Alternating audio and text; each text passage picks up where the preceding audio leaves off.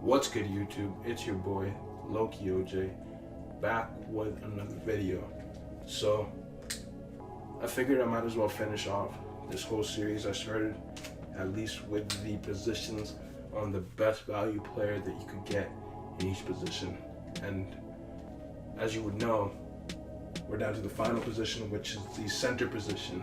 Now in the NBA, the center position isn't that necessary anymore, which is of course shown by the value of these players.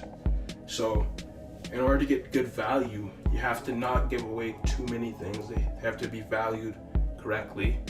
So you either want a center who's already really good and they're on a team-friendly deal, or you want a center who is a project but you can sign to a team-friendly deal before they reach their true potential, so that when they get there, they're outplaying their contract.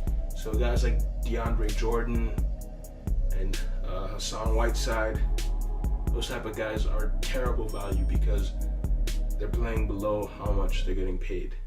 And yeah, it's hard to find the Joel Embiids and Jokic's in this world. Even Karl Anthony Towns, even Towns, I wouldn't say is great value because he doesn't bring you winning. But centers, it seems like you can't really build around the center in this league unless it's Jokic or Joel Embiid. They have to have a lot of pieces around them. They can't carry a team like a Luka type player can, like forwards and guards can. So the first guy on this list, we're gonna be going to the Houston Rockets.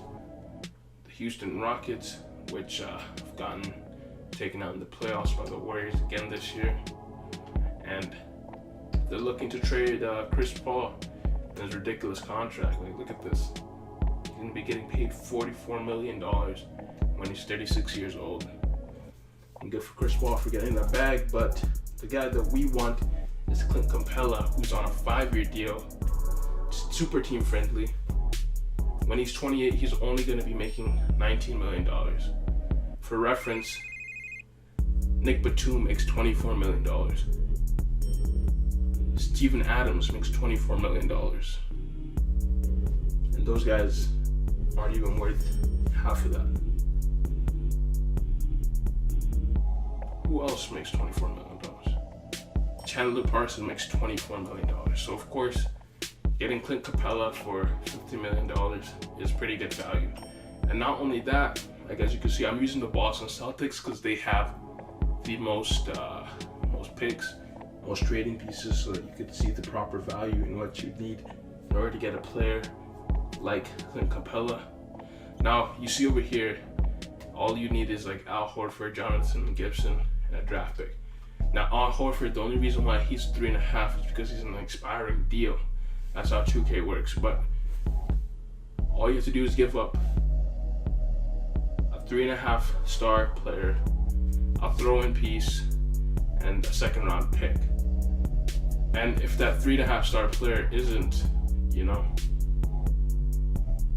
on a big salary, then you'd probably be able to get a pick back from the Rockets to be able to get him. So that's why we got Clint Capela at number 5, just in terms of value, because as soon as you get Clint Capela, you already have a center that you don't need to worry about the center position anymore for at least 5 more years. He's only 24 years old. He has 3 stars of value. So getting a lot of value there for a lot of years. You don't even have to re-sign him or anything. He doesn't need the ball, so you don't have to set up plays from him for anything. No complaints, no nothing. He'll just play good defense, catch lobs. Well, the next guy on the list is on an even better team-friendly deal. It's a little bit shorter. He's got a team option, but they're both the same age. He's not as athletic as Clint Capela, but he's taller than Clint Capela, and he can do more. He can score down low on the post. His mid-range actually isn't that bad either. Like if we go down over here and we look at his mid-range, his open shot mid-range is at an 80, contested at 74. He can't really shoot the 3, but as long as everybody else on your team can stretch the floor, that shouldn't really be a problem. Plus him being able to at least shoot in the mid-range makes him better than Clint Capela. On top of his contract being so team friendly. He's making the same amount of he's making less money than Eric Gordon. He's making the same amount of money as Rudy Gay, and you'll get that for 4 years. 4 years if you trade for Jusuf Nurkic. Now the Portland Trail Blazers, of course, they're gonna be smart, and they're not gonna let you trade for him. But if we just propose a trade, and we do something like, one second, let's get, where are you, Trail Blazers?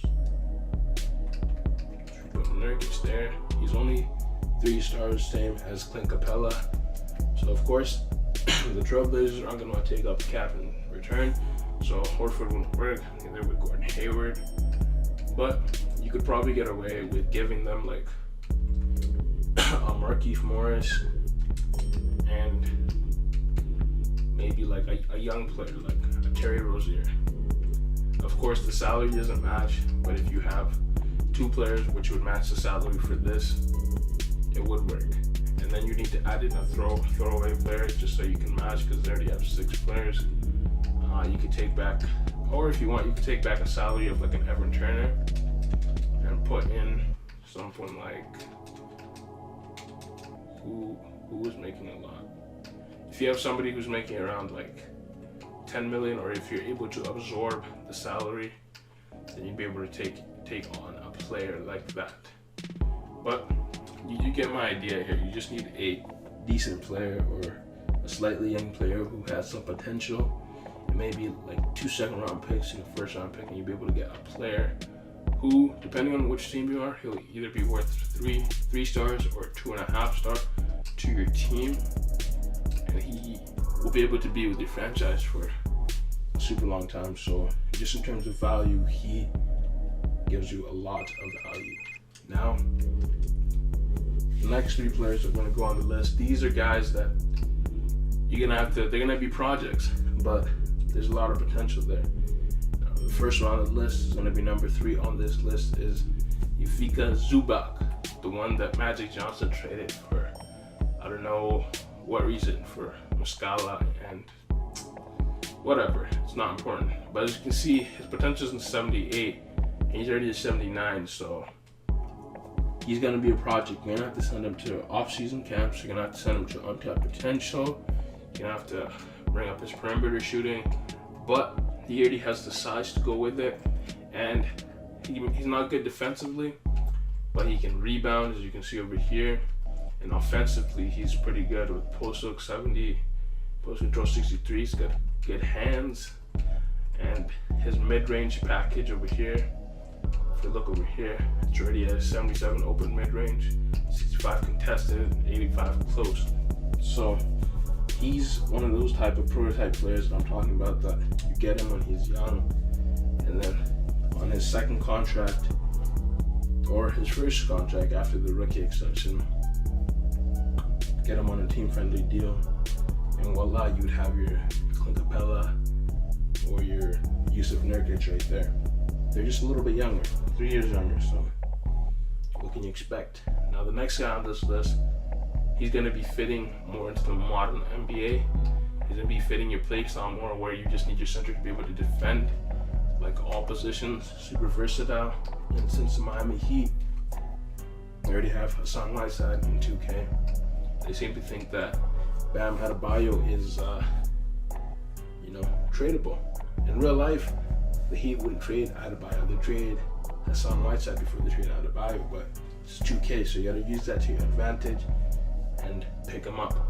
So he's only 21 years old, already 79 overall, and he's 2.5 stars compared to Zubac's 2-star.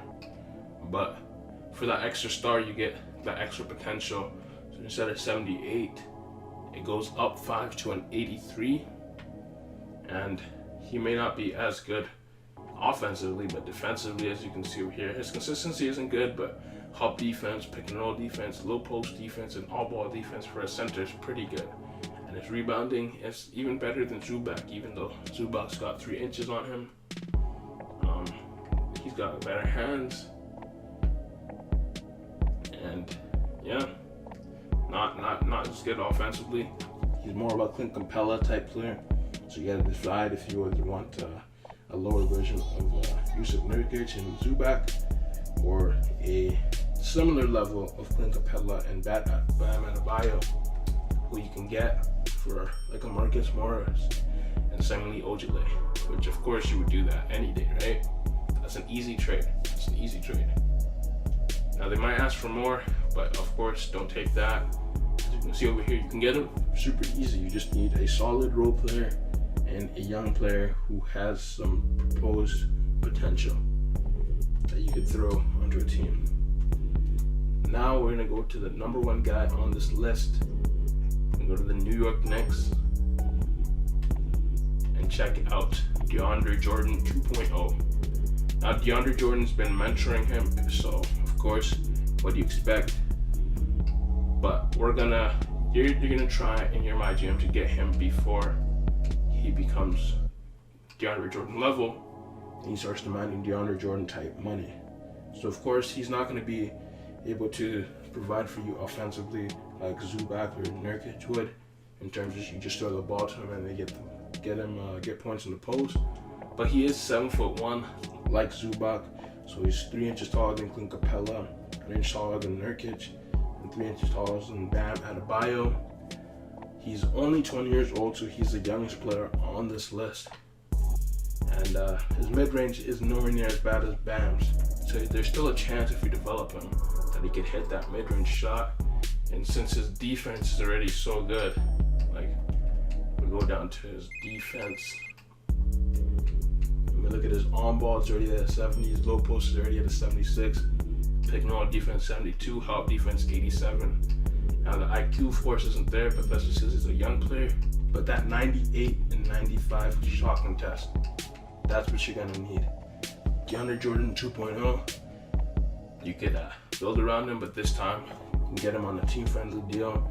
And that's what brings the most value, because when we go and trade for him, look at that, they're only asking for the Celtics first-round pick and Samuel Ojale, and they'll get you back the Knicks pick. Of course, you're winning on both ends there.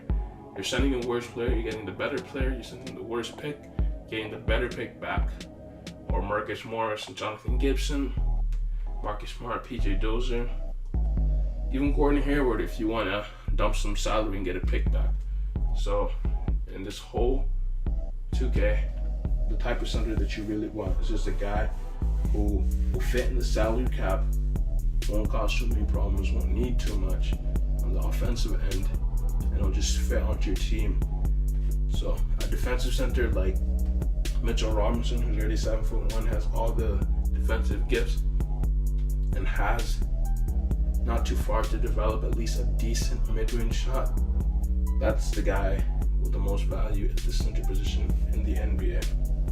So yeah, that's it guys. That's the last video on these best values. The next video I'm gonna be showing how to trade for Oladipo, like one of my commentators wanted me to do. And I'll see you guys in that next video.